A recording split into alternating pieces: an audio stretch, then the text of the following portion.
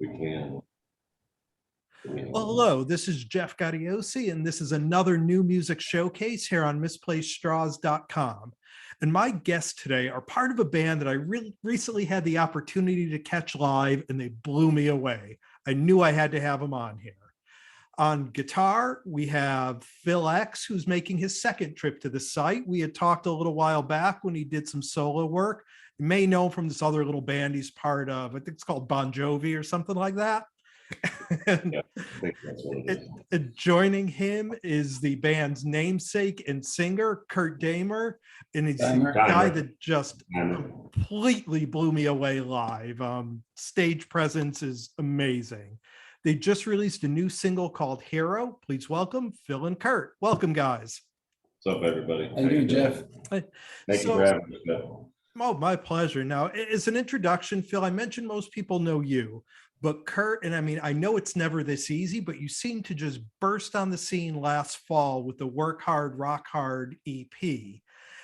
What's your background? How did you get into? Well, I mean, it's kind of been a burst. It's been a grind, but yeah, I mean, I got back into the music side of it besides the acting that I do in December of 18, and had put together a demo down in Birmingham with my first writing partner, Ben Trexel, and got it out to LA eventually towards the end of 2019. And my management at the time, my manager, I wasn't happy with the demo still. It wasn't where I wanted it to be. And he ended up I got hooked up with Chris Lord-Alge, who said he'd take a look at it, which we never thought would happen. I just still remember the night going, oh, there's no way, dude, because we were reaching for the sky, you know.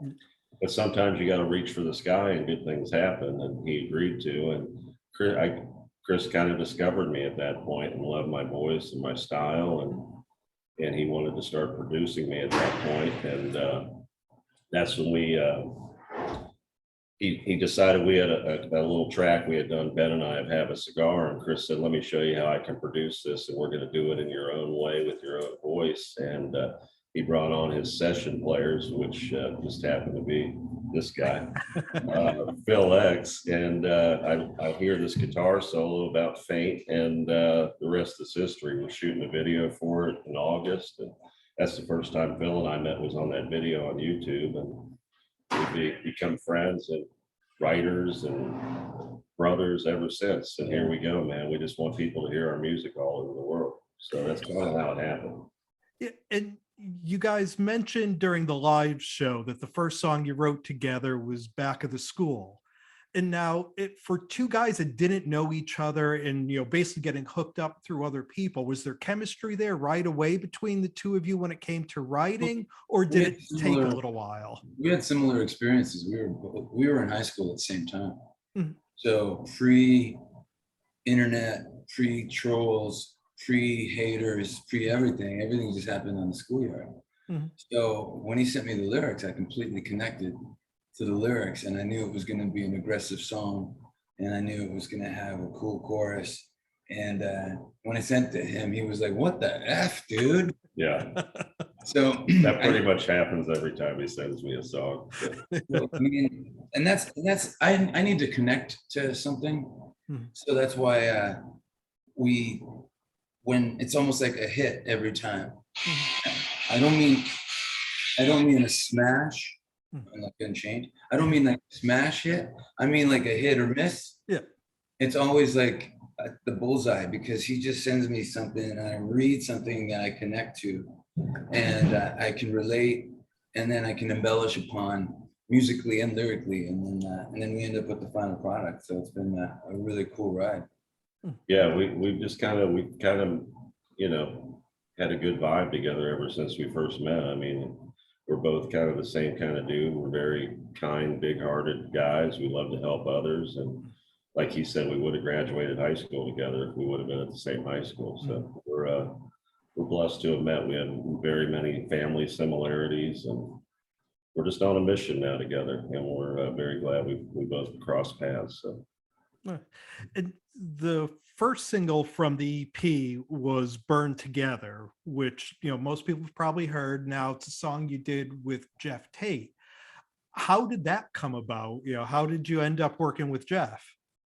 Well, once Bill and I started working together with Chris Lord-Alge, that one of the songs I had brought a demo on was Burn Together from the Alabama sessions. And I wasn't sure when I first heard Burn Together if I even wanted to do it, because I wasn't a big fan of the original arrangement.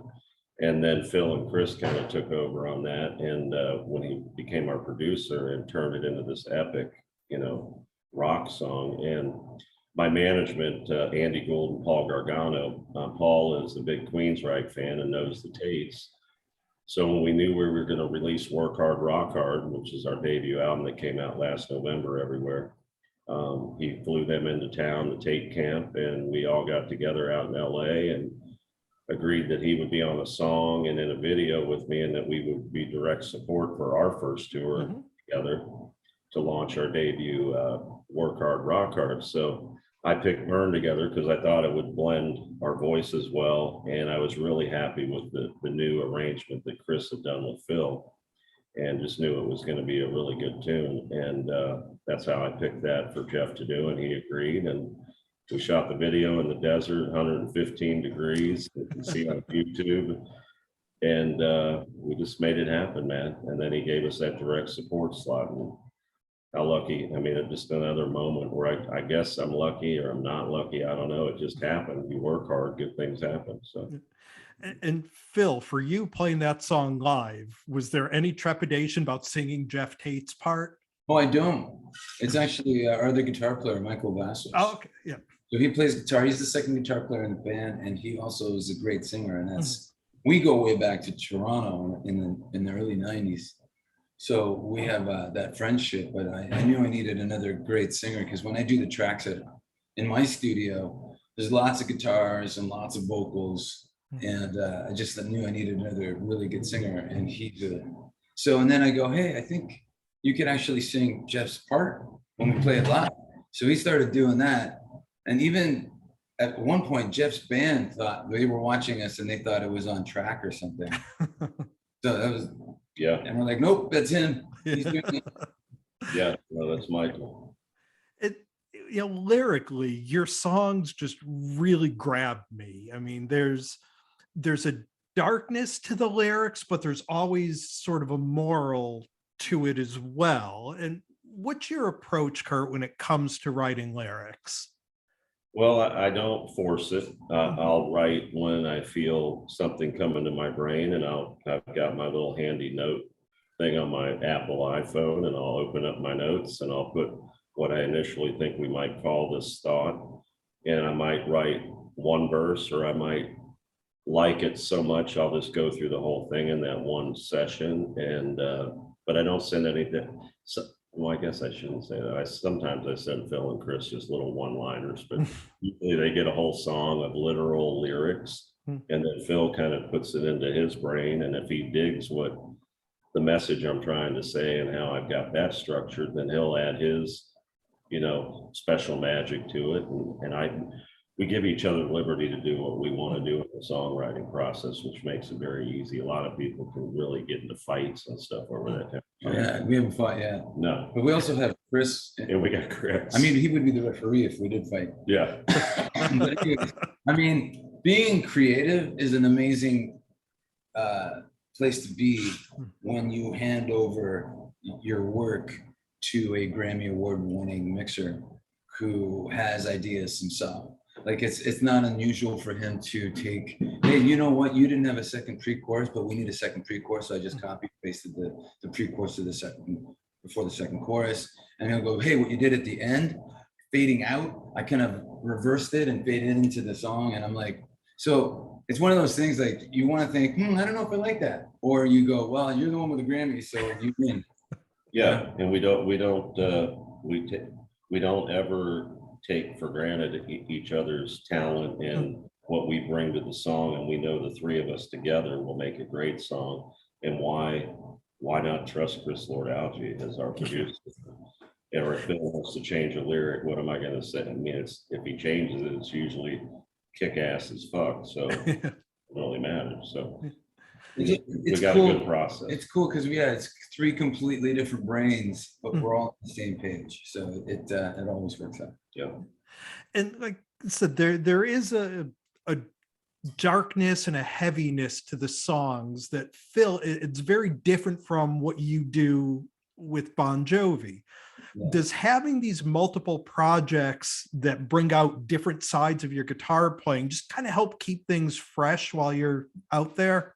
Oh, absolutely. You totally nailed it. Like, I mean, I do the Bon Jovi thing and I do the Drills thing, and those are completely different things. And I was looking for something that's kind of in the middle, but I didn't want to sing, and I didn't want it to be, just anybody can find a great singer in Reseda, California, that can just come on and sing rock and roll. I wanted something really different. And when I heard Kurt's unique sound, I was like, man, this would be really cool to dig into this. Because the way it works now is that we have, Kurt comes out and he tells the story and he's the narrative. And then we all sing our asses off, me, Kurt, Michael, in the chorus. So the choruses are always the climax of the song. It's always like, hey, this is what we're here for. And everything else is a journey to it and out of it and then into the next. I just think that's how I've always looked at songwriting. And I just think the chorus is the king. You have to make the chorus the strongest part of the song. And we just vocalize like crazy to get the message across. And I think that's why we win the audiences. Yeah. Aside from it being visually different and energetic on stage, everybody's like singing our songs when they leave. So that's kind of, that's a really cool aspect as well. Yeah. And it was funny. After I saw you guys, one of the really cool things was checking out the buzz in the crowd after. And I was just kind of walking around through the theater, listening into like little pockets as people were going on. And one of the big things was everyone was trying to figure out how to describe you, and specifically your vocal delivery, Kurt. How do you describe what it is you do? I don't know. I've heard people describe it as talk rock, but I also sing in the choruses too. I just provide the bottom, more of the lower end in the choruses, which I think works really well. But I don't know, man. I would describe it as Kurt Deimer, my own unique style, my own unique sound, kind of.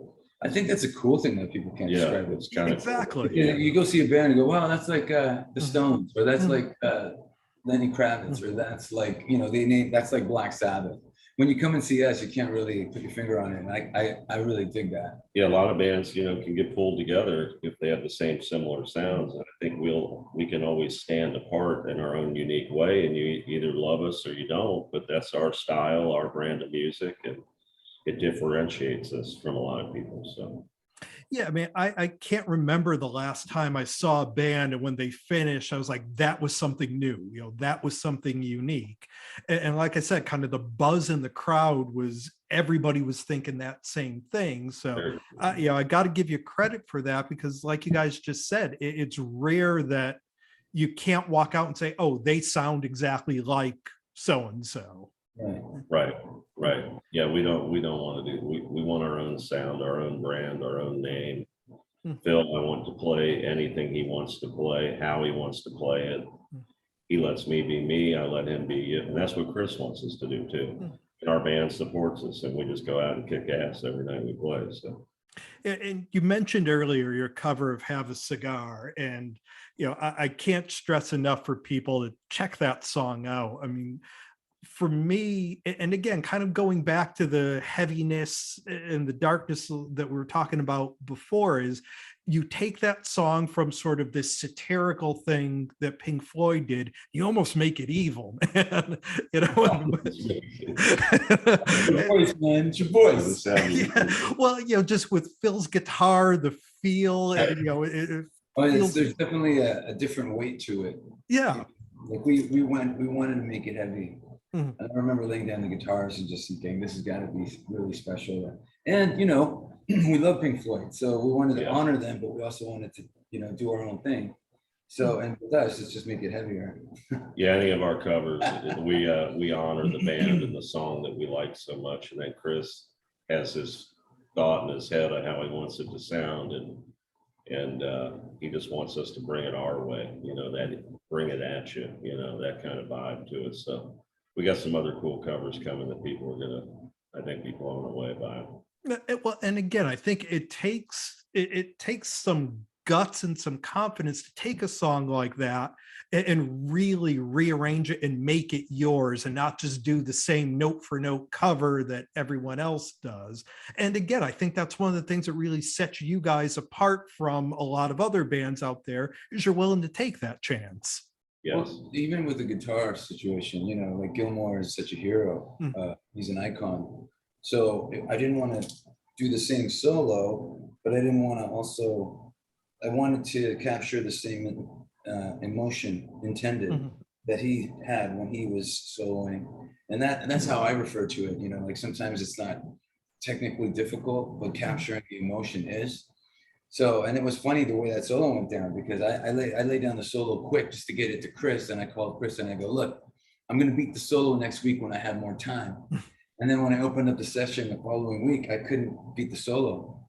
So I called, and I thought, wow, I called Chris and I say, hey man, I don't think I can beat that solo. And he said, yeah, I wondered what you were talking about. So that kind of confirmed my suspicion. And then when Kurt heard it and freaked out, that confirmed it even further. And now when we play it every night, there's like people freaking out after that solo. So it's an amazing, you know, it's an amazing confirmation of what I had in my head. And it's also a testament to, if you play from the heart, you're a different guitar player every day, because I can't play it exact than I did that day. And you guys, you did the Jeff Tate run. You're doing this run now with Yngwie. You guys are getting some really strong reviews across the board on it. Have you set up, and you have the new single out now, Hero, the new single and video is out. What do you guys have coming next? Or is the plan to just keep putting out singles, or are you going to do a full-length record? What are you thinking? We've got, I think, a pretty good plan for the rest of 2022. Hero just came out the other day, and that's available everywhere. Then on Father's Day, we have a song, another single going to come out called My Dad that I wrote, that we've been working on a couple of years, getting it to where it's going to be when it comes out, which I think is going to blow people away. And then we're going to wait till around August and release our second EP. And that'll have 6 songs that we're really proud of. And I think it's going to blow people's minds. So, I mean, every time we write a song, we're just up in our game. That's just, we want to beat the one before, you know. Everybody says that, but we're right. But we're right. And Phil, when we talked at the show in Hartford, it was the opening night of the tour. You said you had just flown in from finishing up the Bon Jovi run. Is there a difference to you of playing, you know, these huge arenas and then coming out the next night and opening up on a theater run? I mean, I've seen you a lot with Bon Jovi, and honestly, you played exactly the same in, you know, opening up a theater show as you did when you're headlining an arena. Is there a different mentality, or do you just go out and play? Well, it's just, you know, that goes back to even before Bon Jovi. I don't care if it's 12,000 people or 12 people. The same Phil shows up. But there was a little bit of a culture shock playing Bridgestone Arena on Saturday night and then jumping on that stage in Hartford on Sunday. There was a moment of, what is happening? Like, what, different mix, different years, different singer, different. I sing different from band to band. And then, I mean, and it was funny because not to mention the private jet going to our tour bus. So it's funny that, and a fan came up to me and they said, wow, you really walked on stage and you seemed like unassuming and calm. And in a few minutes, you exploded into Phil X. Is that on purpose? And I'm like, I got to be honest, I was standing there going, what's happening right now? And then when you realize, okay, I have a guitar in my hands and there's a mic in my face and I'm just doing what I do. Bam. Even my kids, 6 and 8, they'll tell you it's what daddy does, you know? So it's pretty, I just want to do it. and I'm happy to be doing it, and I'm proud of how we're doing it, and it's just it's amazing. We're all bummed that we're not playing tomorrow night. Yeah, that was our bad news we woke up to today. So, but we get another day of rehearsal, so we'll go out and blow out the rest of the shows. We'll blow people away. So there you go. The band. Phil, I wanted to add something to what he said. Phil, Phil and I are really calm, mellow, pretty chill dudes, but like he just said, when we get a mic in front of us or we get put on the stage, it's like we're I'm totally different person. Phil, I mean, he does it all the time. It's amazing. It's such good chemistry. So. And it shows. The band is Kurt Deimer. The new single "Hero" is out now. The EP came out in the fall. Work Hard, Rock Hard. You guys will be finishing up the Yngwie Malmsteen tour for the next month or so. And just best of luck, guys. I can't wait to see what the future holds, and can't wait to catch you again down the road. Well, we appreciate you having us, Jeff. Thank you so much. My pleasure, guys. Thank you. God bless everybody out there. Peace and love.